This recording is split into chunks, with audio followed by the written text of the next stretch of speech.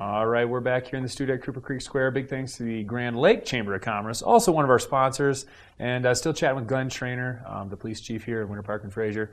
Awesome service you guys provide us. I mean, everyone around here has such a great relationship with you guys. Oh, so we thank you. all appreciate it. We love working here. You know, a lot of the officers in town we all know by first names. And it's just, you know, it's fun seeing them. So traffic we might touch on a little bit because it's always an adventure, especially coming through the holiday season here. As you touched on earlier, there are times of the years when we're way understaffed, times of the year we're way overstaffed. Same with our roads, same with everything in this town. We have such volatility from high season to low season. And so how has things been this year? We've had some new stoplights put in, some new speed zones put in. We're kind of developing Winter Park out towards Fraser more, and so we've seen some changes that direction.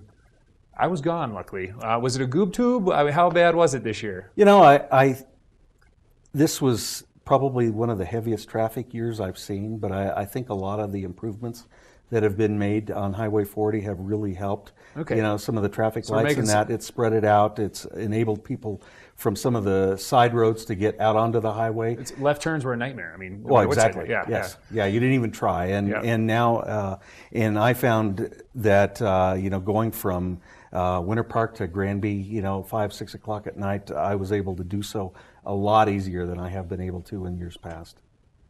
And you guys, I know sometimes, I don't know if you still have to do this, but you'd have to assist the resort sometimes. You'd see put the lights on blinking and you have a, I don't know, we call it traffic direction.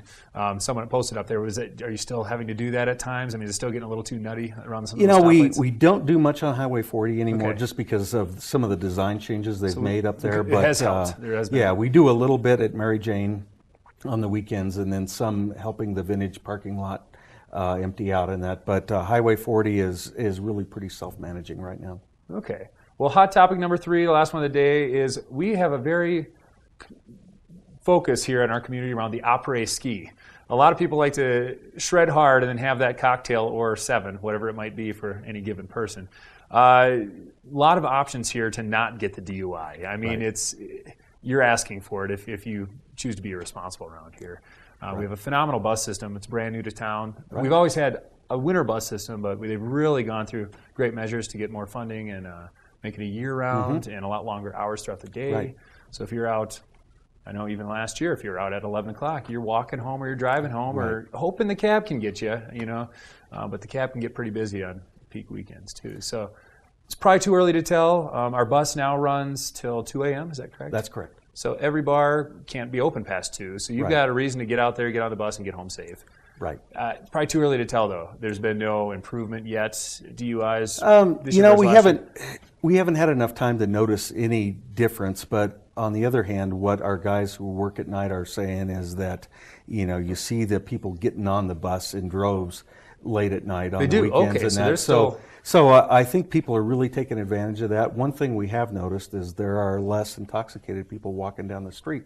And of course, some people choose to make bad decisions and will still try and walk home when it's 20 below zero out. And we try and help those folks out. But on the other hand, there's a lot of people who are just choosing to get on the bus to get home. Well, that's great to hear, because part of the other thing is I know, you know, in the spring, fall, and even summer we had no bus, and so that was another time. It'd be real interesting to see, you know, hopefully people will take great advantage because it's a wonderful asset to have. Oh, it is. It's kind of catching us up to the Aspens, the Breckenridges, all those resorts have year-round. And I think we're going to continue to see this bus service really improve and increase its capacity over the next few years. I mean, we're like a month into it right now, so it's going to be a great thing in the future for us. So I can't remember, was it 2 weeks ago or what? We got quite a bit of snow, and I drove up to the resort, and I don't remember how many cars I saw in the ditch.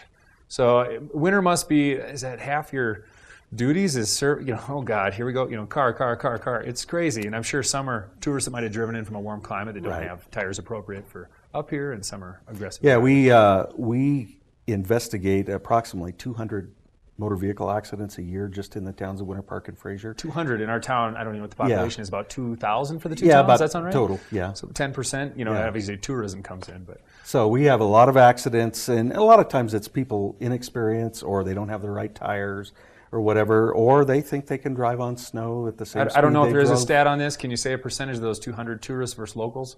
Oh, I have no idea. Oh, okay. I wasn't sure if it's all tourists or is there still no, plenty of local it's action? not. We still have a lot of locals that get in accidents, and it's tough. I mean, that's why they call them accidents. People aren't doing them on purpose. They just make and our mistakes. roads can be, we have seasons for our roads, that's for sure. Exactly.